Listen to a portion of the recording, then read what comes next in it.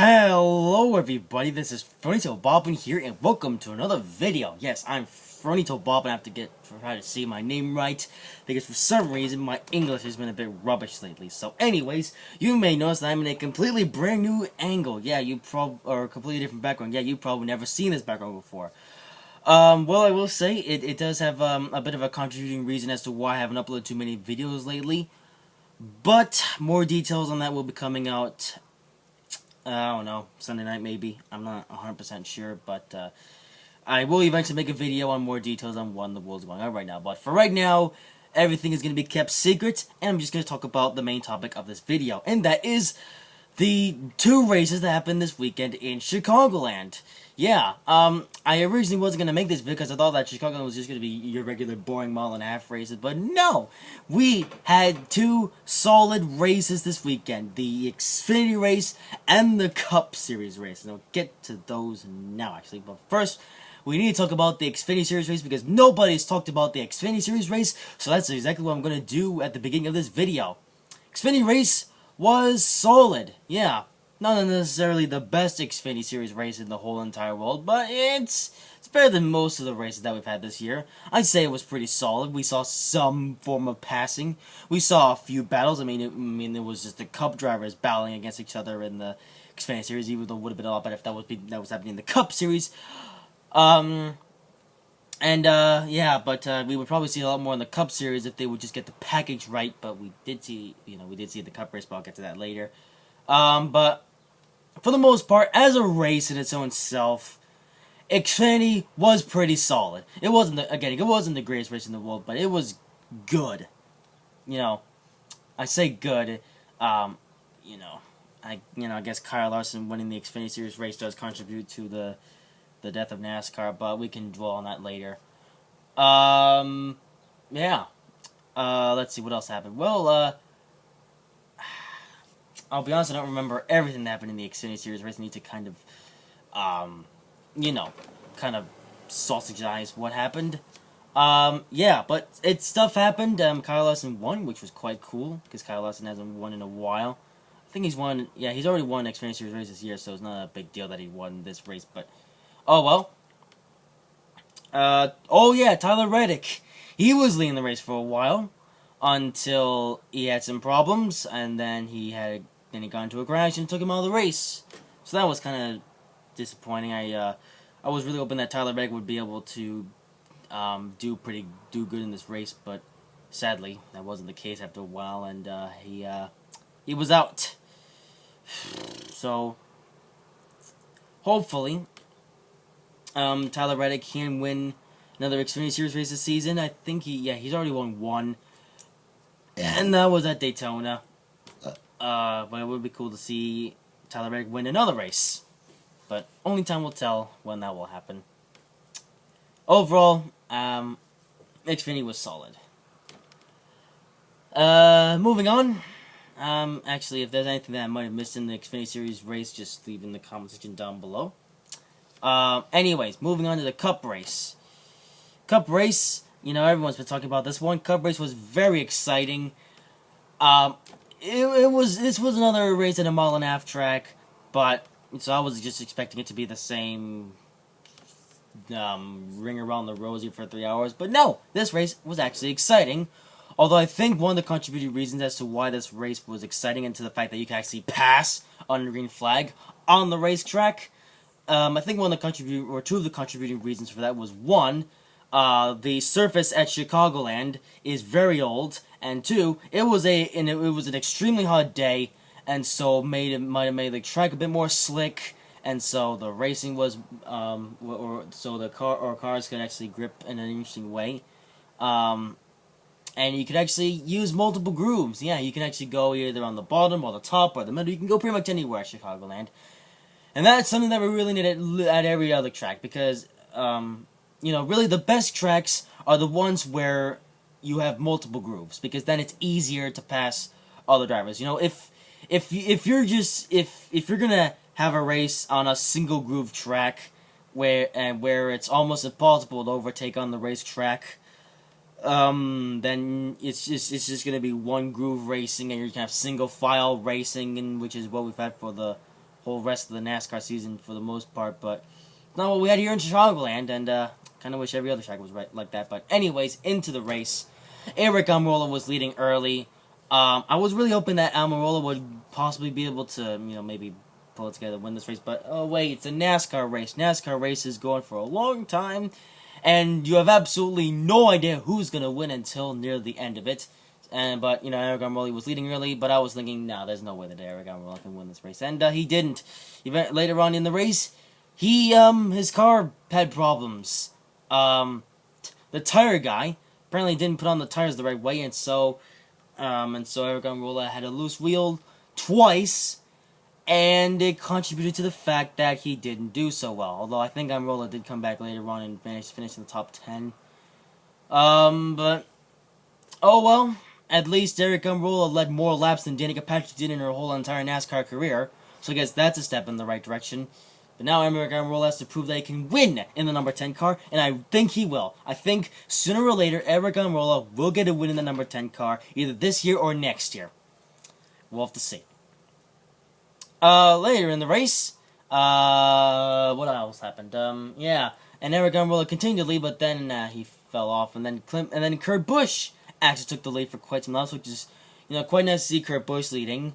Although I need to get used to seeing Kurt Busch winning, even though he hasn't won since Daytona of last year, the Daytona 500. Yeah. I question if Kurt Busch will ever win a race ever again, or maybe he's past his prime, or maybe it's just because the big three have been winning so many races. But I'll touch on that later on. But, Kurt Busch was leading some laps, and then came in Kevin Harvick, and Kevin Harvick basically just took the win or basically took the stage win on the final lap of the stage, which was, it's nice. I guess it's nice to see the last lap passing for the lead, something that we haven't seen very much in NASCAR for this year and last year. 2016 was really the last year that we saw a lot of interesting stuff, but, things have changed since then, all because of NASCAR and their sausagery. But, getting to the point, although I heard that apparently Kurt Busch was complaining about Kevin Harvick, his teammate was, doing some unexpected stuff around Kurt Busch, and, yeah, I'm sorry, Kurt Busch, but I'm gonna have to massively disagree with you, because, even if it was my teammate who was racing sausagely around me, I wouldn't mind it, because at least I would know that my teammate is a true racer, like I would be, and I would do the same thing to my own teammates, no matter how good or bad they're doing. It comes to a point where you don't care that your teammates are teammates, and instead you race them as if they're not teammates, or maybe even rivals, if you're willing to go that far. So far stage 1 and 2 were pretty exciting. Now we get into stage 3, which was the best way to cap off the race in a way. Yeah, Kevin Harvick led some more laps and he was able to pull away, but thankfully that didn't last too long as a caution came out, and then I forget what happened to Kevin Harvick, but I think he was slowed down by something. And so then some other guys were able to get in front of Kevin Harvick, and they were able to do some stuff. Kyle Busch, Kyle Larson, and some other guys were able to get out there. And so the race continued until the end, which is the most exciting part. Kyle Larson and Kyle Busch were there in the first and second, and Kyle Larson was continuously trying to get around Kyle Busch, and eventually it happened on the final lap, mainly because Kyle Busch got into the lap traffic on the final lap. Kyle Larson was able to pull off the slide job, as Dale Jr. said in the booth. And it was basically just racing very hard. It was like it was kind of like Demolition Derby, but not really Demolition Derby. It was beating and banging for the final lap, and so Kyle Larson was able to get around Kyle Busch, but then Kyle Busch got right back at him, touched Kyle Larson's rear bumper, and Kyle Larson basically spun, and Kyle Busch won the race while Kyle Larson finished second. And you might be interested to hear what my thoughts are on that. Well, they're pretty much the same as everybody else's. It's just hard racing. I have absolutely no problem with the way that Kyle Busch kind of bumped Kyle Larson out of the way. And you know why? This kind of can relate to Las Vegas last year, where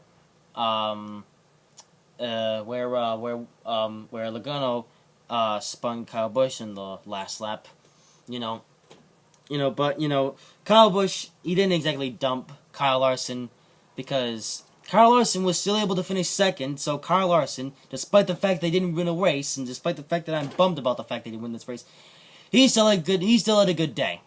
And although if Kyle Larson finished in like the 20s or something, like where Kyle Busch finished in the Las Vegas race of last year after he was spun by Logano, if Larson finished in that position, then I would have been pretty bummed out and probably would have been for a while. But Kyle Larson, he finished second, so I'm completely okay with the way that Kyle Busch moved Larson out of the way at the end of that race. And probably the best part is, when Kyle Busch, when he got out of the car and went up to the camera, gave a little gesture. I actually thought that was pretty funny because basically sums up at least half of the NASCAR fan base, because we all know that the NASCAR fan base is full of people who just love to complain about the most pointless stuff in the world. I mean, I know I like to complain about a lot of stuff, but at least the stuff that I complain about actually serves a purpose. Whereas everyone else, I shouldn't say everyone else, but lots of people, they complain stuff, and it's just the most pointless stuff in the world. But at least there's the other side of the NASCAR fan base, which has people that are actually intelligent and actually know the difference between hard racing and dirty racing,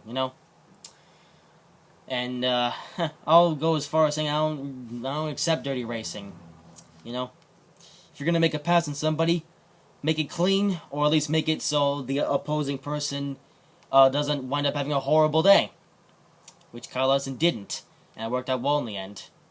I think my pass is moving slowly over here. I gotta take the time. Oh, there's that extremely long video. Haven't I? The timer of the video right about there is it's by the window. Also, my iPad is moving. There's a way that set this up. Man, I didn't think I would have to change the position of my iPad, but apparently I still have to. Anyways, getting back to the race. So, what else to talk about? Well, overall, it was a very exciting race. Although, I really wish Kyle Larson still would have won this race, though. Because Kyle Larson, a Chevy driver, he had it there, but... Oh, well. At least there's one Chevy driver that I can root for, and that's Kyle Larson. Because Kyle Larson, he is the best Chevy driver right now, and he is going to be the first one on an unrestricted plate racetrack who's going to get a win in that Chevrolet Camaro ZL1, because I haven't wanted that Chevrolet Camaro ZL1 to have been getting a win ever since the first race of the season at Daytona. And even though Austin Dillon won the Daytona 500, it was a plate track, which is anyone's race, so now we need Chevy to get a win on a non-plate track with the Camaro. Although I think Kyle Larson has now figured out the Camaro, it seems that every other Chevy team is still trying to figure out the Camaro, although Chase Elliott was doing pretty well in this race, but Chase Elliott still has some work to do, not just the car, but the driver, still some improvement to make, but I think Kyle Larson, he's gonna be the first Chevy driver to win a race in a non-plate track, in the Camaro. So, those are my reviews of the two races this weekend. Next up is Daytona. And we could either see the Daytona 500 all over again, except a bit shorter, or Daytona might just be Talladega all over again, and we'll see endless amounts of freight training for the whole entire race. Since it's nighttime, I think it might just be freight training, so, I'm still gonna watch the race, but, hopefully it's actually worth my time. We'll see Saturday night, and we'll see if the race is any good. Although we might be able to distract ourselves from the fact that we might be going to a Daytona, which is a plate racing track. We might be able to distract ourselves with the reveal of NASCAR Heat 3. Yes, indeed, June 7th is the day that NASCAR Heat 3 gets revealed, and I'm so excited for that, and I'm banging on my leg for absolutely no reason. I am very excited for them to reveal NASCAR Heat 3. I really hope that they reveal the game with a trailer, because I am dying at this point to see what NASCAR E3 is going to look like, because NASCAR E3 is using the new Unity engine. It's going to, it's bound to have a lot of new features. I will see what NASCAR E3 has to bring. You know, I've seen, you know, I've already seen so many people post videos like, "Ooh, K&N Pro Series confirmed for NASCAR E3. Ooh, Dirt Series confirmed for NASCAR E3. All the stuff is confirmed for NASCAR E3." I'm sorry, but no, nothing is confirmed for NASCAR E3. Okay, so everybody out there who's making videos on what's confirmed for NASCAR E3, it's not, okay? We know nothing about NASCAR E3 apart from the fact that it's going to be revealed on Saturday, and apart from the fact that it's going to be running on the Unity engine and it's going to have more tracks than NASCAR E2. Apart from that, we know nothing about NASCAR E3, so everyone stop making videos of what's confirmed and what's not confirmed for NASCAR E3, you know? You can make videos on conspiracy theories about it, that's fine, but if you're going to make videos confirming stuff, it might be completely different. You know, everyone says, "Oh, K&N Pro Series confirmed for NASCAR E3." Well, who knows? Maybe the K&N Pro Series isn't confirmed for NASCAR E3. Maybe it could be something completely different. Maybe it could be the ARCA Series, or maybe it could be some kind of Dirt Series, or maybe it could be Formula One.